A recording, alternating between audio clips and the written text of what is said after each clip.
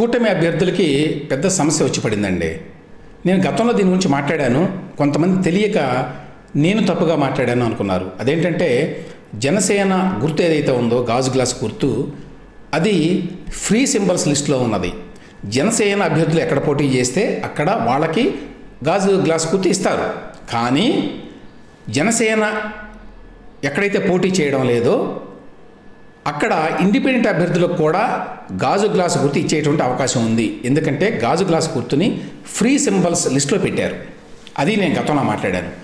అప్పుడు కూటమి తరఫున వీళ్ళేమన్నా ఎలక్షన్ కమిషన్ ఆఫ్ ఇండియా వారికి విన్నపం చేసుకుంటే, బాబు దీనిని ఫ్రీ సింబల్స్ లిస్ట్ నుంచి తీసేయండి, దీనివల్ల మాకు కన్ఫ్యూజన్ వచ్చేటువంటి అవకాశం ఉంది ఏపీలో అని చెప్తే, వాళ్ళు వింటే ఈ సమస్య నుంచి పరిష్కారం ఉంటుంది, లేకపోతే దీనివల్ల గందరగోళం నెలకొనే అవకాశం ఉంది, ప్రమాదం ఉంది అని చెప్పాను. ఇప్పుడు అదే జరిగింది. అదేంటంటే జనసేన ఎక్కడైతే పోటీలో లేదో అక్కడ ఈ స్వతంత్ర అభ్యర్థులకి గాజు గ్లాసు గుర్తుని ఎలక్షన్ కమిషన్ ఆఫ్ ఇండియా వారు కేటాయిస్తున్నారు. ఆ విధంగా ఆల్రెడీ కేటాయించారు. ఎందుకంటే గాజు గ్లాసు గుర్తు ఫ్రీ సింబల్స్ లిస్టులో ఉన్నది. అది అంటే ఒక స్వతంత్ర అభ్యర్థి పోటీ చేస్తున్నాడు అనుకోండి, ఒక చోట నాకు గాజు గ్లాస్ కావాలని సెలెక్ట్ చేసుకున్నాడు అనుకోండి, అతనికి ఇస్తారు. అక్కడ జనసేన పార్టీ అభ్యర్థి లేకపోతే, జనసేన పార్టీ అభ్యర్థులు చాలా చోట్ల లేరు కదా, వాళ్ళు పోటీ చేస్తున్నది లిమిటెడ్ సీట్స్లో కదా, అసెంబ్లీ కావచ్చు, లోక్సభ కావచ్చు. ఆ ప్రమాదం ఉంది. ఆ ప్రమాదం ఆల్రెడీ నడుస్తోంది. ఇప్పుడు తాజా సమాచారం ప్రకారం చంద్రబాబు నాయుడు గారు పోటీ చేస్తున్నటువంటి కుప్పంలో గాజు గ్లాస్ గుర్తుతో ఒక స్వతంత్ర అభ్యర్థి పోటీ చేస్తున్నాడు. మంగళగిరిలో లోకేష్ పోటీ చేసినటువంటి సీట్లో స్వతంత్ర అభ్యర్థి గాజు గ్లాస్ గుర్తుతో పోటీ చేస్తున్నాడు. అక్కడ ఓటర్లు, మరి ముఖ్యంగా జనసేన అభిమానులు ఎవరైతే ఉంటారో వాళ్ళు పొరపాటు పడి గాజు గ్లాసు గుర్తుకి ఓటేసేటువంటి అవకాశం ఉంటుంది. ఎందుకంటే తెలుగుదేశం పార్టీ సైకిల్ గుర్తు, జనసేన పార్టీ గుర్తు అని అనుకుంటున్నటువంటి గాజు గ్లాసు గుర్తు రెండూ కూడా ఉంటాయి ఆ బ్యాలెట్ మీద, ఈవీఎం మీద.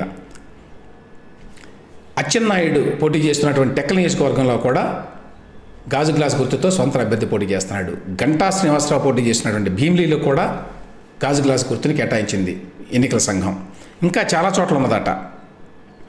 విశాఖపట్నం తూర్పు, విశాఖపట్నం సెంట్రల్, విజయవాడ తూర్పు, మైలవరం, జగ్గయ్యపేట, గన్నవరం, మచిలీపట్నం, పాలకొల్లు, తణుకు, మండపేట, రాజమండ్రి అర్బన్, ఇక్కడ అన్ని చోట్ల స్వంత అభ్యర్థులకి జనసేన లేని చోట్లు ఇవన్నీ కూడా అక్కడ ఇండిపెండెంట్ క్యాండిడేట్స్కి గాజు గ్లాస్ గుర్తుని కేటాయించింది ఎలక్షన్ కమిషన్ ఆఫ్ ఇండియా.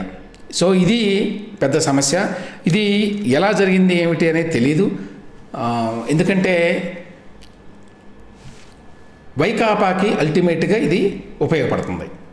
ఎందుకంటే ఎప్పుడైతే ఓట్లు చీలిపోతాయో, కొన్ని గాజు గ్లాస్ గుర్తుకు వెళ్తాయో, ప్రతి చోట ఎక్కడైతే తెలుగుదేశం పార్టీ పోటీ చేస్తుందో, ఎక్కడైతే బీజేపీ పోటీ చేస్తుందో అక్కడ గాజు గ్లాస్ గుర్తు కూడా ఉంటే కొంతమంది జనసేన పార్టీ అభిమానులు దానికి వేశారనుకోండి, ఓట్లు చీలిపోతాయి. చీలిపోతే ఎవరికి లాభం? వైకాపాకి లాభం. కాబట్టి వైకాపా సహజంగానే దీనికోసం ప్రయత్నిస్తుంది. ఈ రకంగా ఉంటే బాగుండు సెటప్ అని. వాళ్ళు దీన్ని వెనుకున్నారా లేదా మనకు తెలియదు. కానీ ఎన్నికల సంఘం వారు మాత్రం దీన్ని ఫ్రీ సింబల్స్ లిస్టులో పెట్టి ఈ రకంగా కూటమి అభ్యర్థులకి నెత్తి మీద తలనొప్పి తీసుకొచ్చారు.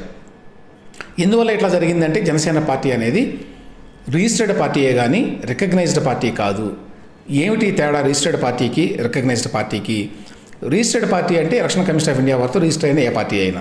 రికగ్నైజ్డ్ పార్టీ అంటే ఒక పార్టీకి ఏ రాష్ట్రంలోనైతే వారు పోటీ చేస్తున్నారో ఆ రాష్ట్రంలో కనీసం 8% ఓట్లు వచ్చి ఉండాలి.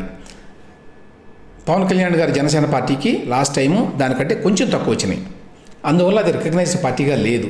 రికగ్నైజ్డ్ పార్టీగా లేకపోతే వాళ్ళకి సింబల్ ఒకటే ఉండేటువంటి అవకాశం లేదు.